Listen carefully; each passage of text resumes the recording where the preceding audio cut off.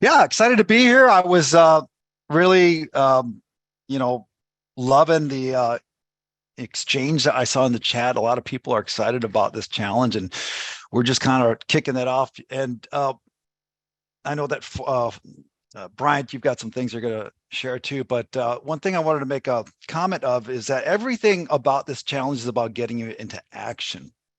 And a lot of times, what stops us from doing that is overanalysis.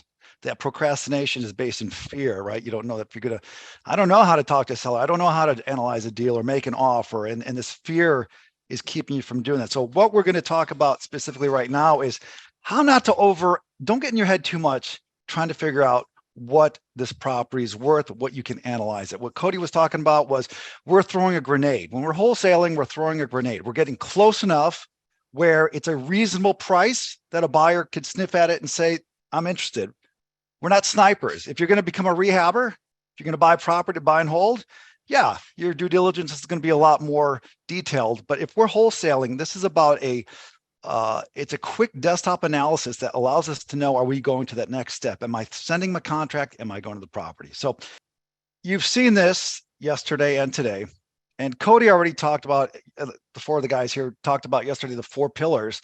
When you're talking to a seller, you're getting, among other things that you've got, as objectives in that call, you want to get the condition, you want to get the time frame, you want to get a price out of them, and then you also want to get the motivation. This is where you want to get really, really good at taking the seller lead, running your comps, doing your desktop analysis, and then calling them up and making offers. This is really the core of this business, right? Obviously, we got to generate leads. That's super important. We went through that today.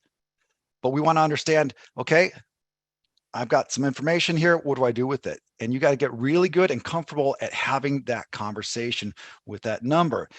When we're looking at houses that are comps, okay, and a comp stands for nothing more than comparable property.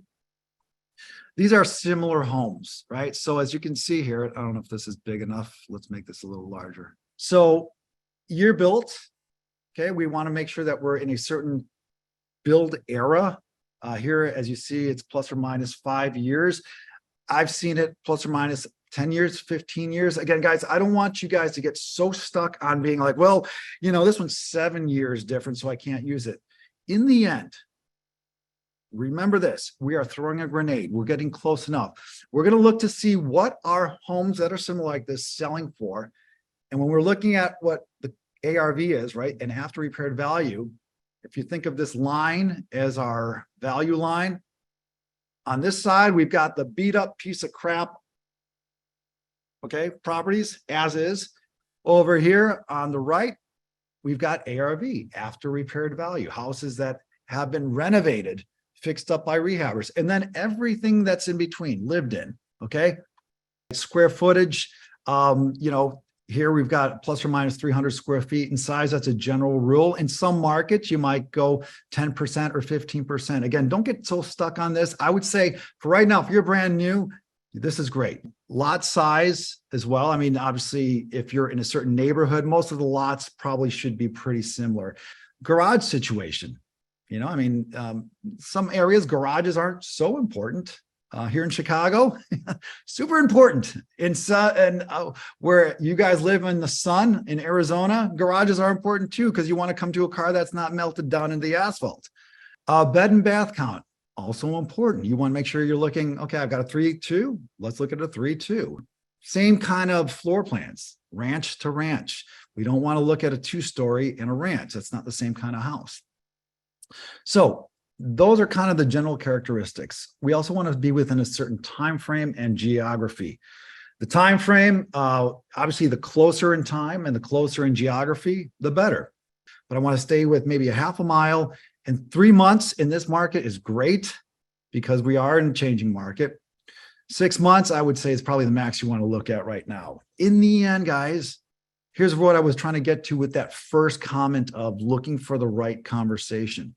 Most of the sellers, and don't be bummed out about this, all right? I'm not trying to rain on the parade. I'm just trying to give you the umbrella. Be prepared that most of the people are not going to be the super motivated seller.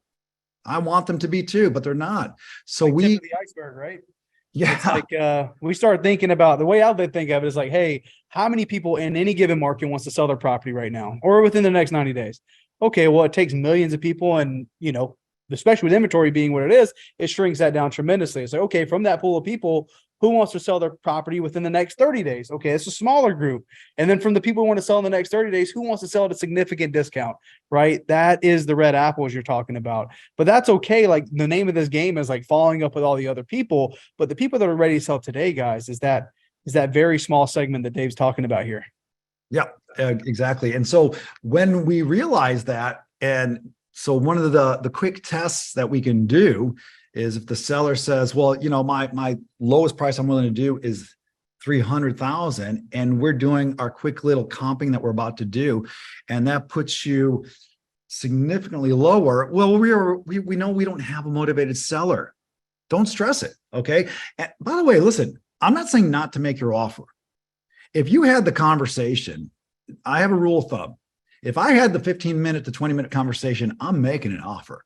The reason why I stayed on that call is because there was something in there that led me to believe that maybe we can do this with maybe a creative offer, or perhaps maybe there is a pain point that right now just is a little pain, but it seems like it's going to grow. I'm going to look at houses for sale, and I'm just trying to see what's in the whole store. Okay. So I'm going to say, I want to get rid of auctions and foreclosures and new construction, but I just want to see what's for sale. And I might make this just a little bit bigger. And I like low to high. So in this case, this person's telling me that the seller wants $60,000. All right. Well, I've got some other inventory. Now our house is bigger than this, but this house is sitting for 45,000. This one's sitting for 45,000. This one's at 53. These are all lower than 60,000. That's the point I want to make. Yes, they are smaller. Okay. But condition also has something to do with this. And he says full rehab is needed.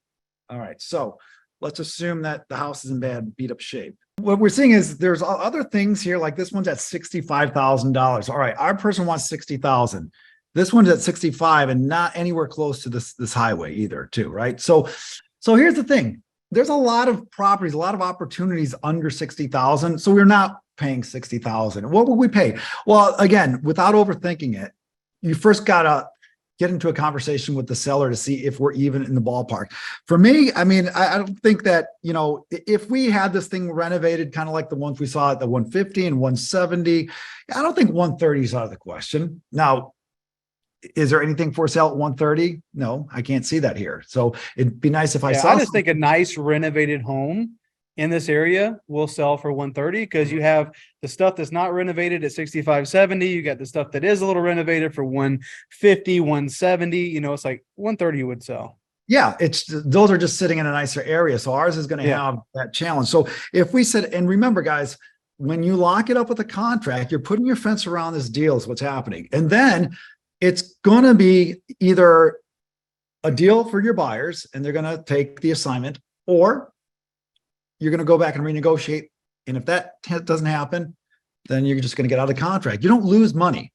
Okay. If you're doing this business right, the way we show you, you're not at risk. You're not screwing anybody over either, by the way. We're not waiting until the day before closing to bend them over the barrel. No, I mean, the moment we know this isn't going to work, we're going to have that conversation. We've been talking about doing business. This allows us to start doing business together. And, once we inspect the property, if there's something that we see differently, we'll have a conversation and decide what to do at that point. We're being completely honest there. Okay.